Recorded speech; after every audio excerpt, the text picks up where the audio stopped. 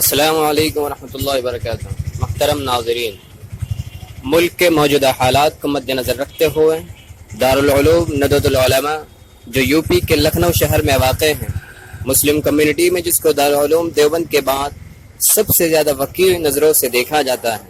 اسی ندوۃ العلماء کے نائب ناظم اور آل انڈیا مسلم پرسنل لا بورڈ کے چوتھے پریزیڈنٹ حضرت مولانا رابع حسنی ندوی، جن کے علمی شہرت کا ڈنکا عرب و عجم دونوں میں بجتا ہے،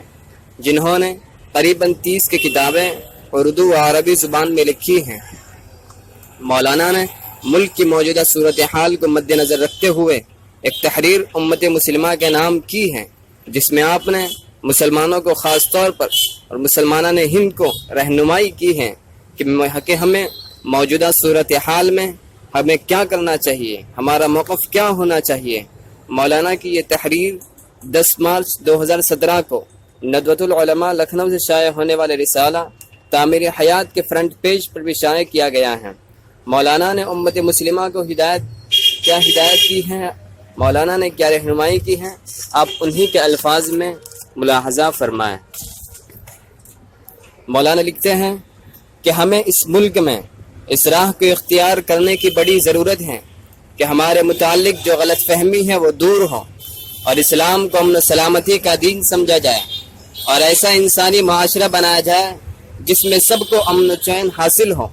اور مسلمان انسانیت نواز اور امن و سلامتی کا رہبر سمجھا جائے۔ اس کے لیے اصلاً 3 محاذوں پر کام کرنے کی ضرورت ہے۔ ایک تو یہ کہ مسلمان اپنے اخلاق و سیرت کو اسلامی سانچے میں ڈھالنے کی طرف توجہ دے، دوسرے یہ کہ ان کے متعلق غیر مسلموں میں جو غلط فہمیاں ہیں ان کو دور کرنے کے متعلق تدابیر اختیار کریں، اور تیسرے میڈیا کا ذریعہ جس کو دنیا انسانیت کی تخریب کے لیے استعمال کر رہی ہے، ہم اس کو انسانیت اور انسان کے اخلاق و سیرت کی بلندی تک لے جانے کے لیے استعمال کریں۔ یہ تینوں ذرائع اگر ہم استعمال میں لائیں گے تو اس سے ہمارے متعلق دوسروں کی بدگمانیاں خوشگمانی میں بدل جائے گی اور ہم امن و سلامتی اور سربلندی کے ساتھ زندگی گزار سکیں گے۔ السلام علیکم۔